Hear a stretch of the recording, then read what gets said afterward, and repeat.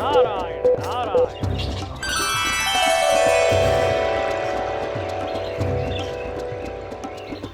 ಸಾವಧಾನ ಶತ್ರುಘ್ನ, ಸಾವಧಾನ. ದೇವ ಋಷಿಗಳಿಗೆ ವಂದನೆಗಳು.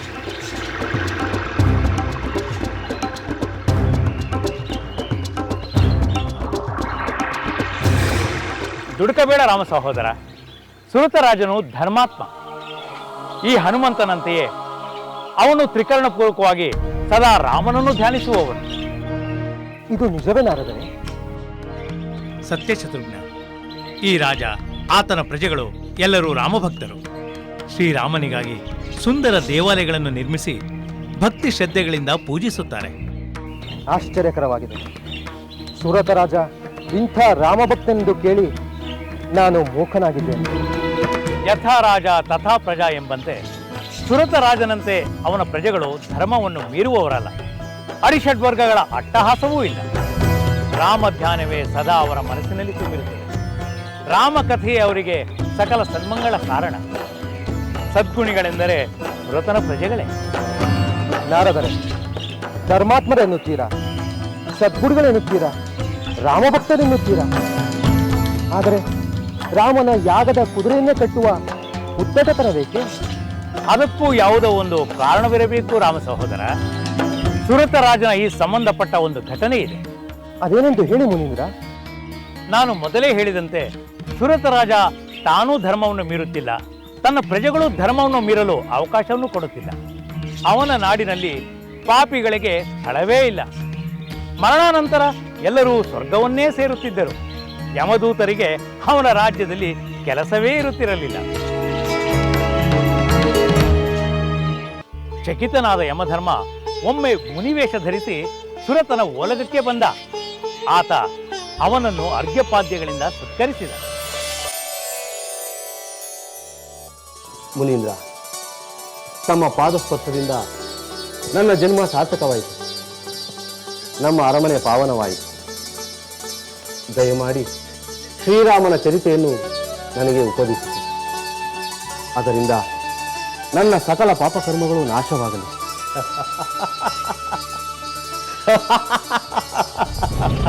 ಮುನೀಂದ್ರ, ಈ ನಗು ಏಕೆ? ರಾಜ, ರಾಮನ ಚರಿತ್ರೆಯನ್ನು ಹೇಳುವಂತೆ ಕೇಳುತ್ತಿರುವೆಯಲ್ಲ, ಅವನಾರು? ದೇವನೇ? ಮಹಾತಪಸ್ವಿಯೇ? ಯಾರ? ಅವನು ಪುರುಷೋತ್ತಮ, ಸರ್ವೋತ್ತಮ. ಪುರುಷೋತ್ತಮ, ಸರ್ವೋತ್ತಮ. ಅಂಥವರು ಯಾರಿದ್ದಾರೆ ರಾಜ? ಎಲ್ಲರೂ ಕರ್ಮಕ್ಕೆ ಅಧೀನರಾಗಿರುವವರೇ. ಕರ್ಮದಿಂದಲೇ ಸ್ವರ್ಗ, ಕರ್ಮದಿಂದಲೇ ನರಕ, ಕರ್ಮದಿಂದಲೇ ಸಂಸಾರ, ಸಂಪತ್ತು, ಸುಖ ಭೋಗಗಳು. ದೇವೇಂದ್ರನೂ ಸಹ 100 ಯಾಗಗಳನ್ನು ಮಾಡಿ ಸ್ವರ್ಗಾಧಿಪತಿಯಾದ. ಕರ್ಮದಿಂದಲೇ ಬ್ರಹ್ಮನು ಸತ್ಯಲೋಕವನ್ನು ಪಡೆದ. ಹೀಗೆಯೇ ಎಲ್ಲ ದೇವತೆಗಳು ತಮ್ಮ ಕರ್ಮದಿಂದಲೇ ಸ್ವರ್ಗದ ಸುಖವನ್ನು ಪಡೆದರು ರಾಜ. ಅಂದರೆ ನಿಮ್ಮ ಮಾತಿನ ಅರ್ಥವೇನು ಮುನೀಂದ್ರ? ರಾಜ, ನಾನು ನಿನಗೆ ಉದ್ಧಾರದ ಮಾತುಗಳನ್ನು ಹೇಳುತ್ತಿದ್ದೇನೆ.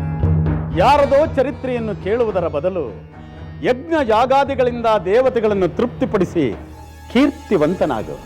ಮುನೀಂದ್ರ, ಆ ಕರ್ಮದ ಮಾತುಗಳನ್ನು ನನ್ನೆದುರು ಆಡಬೇಡಿ. ನಶ್ವರ ಸುಖಗೊಳ್ಳುವ ಆ ಕರ್ಮಗಳೇ ಮಿಗಿಲಾದು ಎಂದು ಹೇಳುವಿರಾದರೆ ಈಗಿಂದೀಗಲೇ ನಮ್ಮ ನಗರವನ್ನು ಬಿಟ್ಟು ನೀವು ಹೊರ ನಡೆಯಿರಿ. ನಿಮ್ಮಂತಹವರನ್ನು ಯಾವ ಕಾರಣದಿಂದಲೂ ನಾನು ಆಧರಿಸುವುದಿಲ್ಲ. ಸುಖದ ದಾರಿಯನ್ನು ಹೇಳಿದರೆ ಕೋಪ ಬೇಕೆ ರಾಜ? ನೀವು ಹೇಳುತ್ತಿರುವುದು ಸುಖದ ದಾರಿ ಅಲ್ಲ. ಅದು ತಾತ್ಕಾಲಿಕ ಸುಖ, ಶಾಶ್ವತವಾದ ಮುಕ್ತಿಯಲ್ಲ. ದೇವೇಂದ್ರನನ್ನು ನೀವು ಮಹಾ ಎಂದು ಏಕೆ ಹೊಗಳುತ್ತಿರುವಿರಿ? ಅವನು ಸಹ ತನ್ನ ಪದವಿಯನ್ನು ಕಳೆದುಕೊಳ್ಳುತ್ತಾನೆ. ಶ್ರೀರಾಮ ಭಕ್ತರಿಗೆ ಆ ಭಯವಿಲ್ಲ. ನೀವು ಮುನಿವರೆಂದು ನಿಮ್ಮನ್ನು ಸುಮ್ಮನೆ ಬಿಡುತ್ತಿದ್ದೇನೆ. ಇಲ್ಲದಿದ್ದರೆ ಬಡಿಗೆಗಳಿಂದ ಬಡಿದೋಡಿಸುತ್ತಿದ್ದೆ. ನನ್ನ ಕಣ್ಣೆದುರಿಗೆ ನಿಲ್ಲಬೇಡಿ.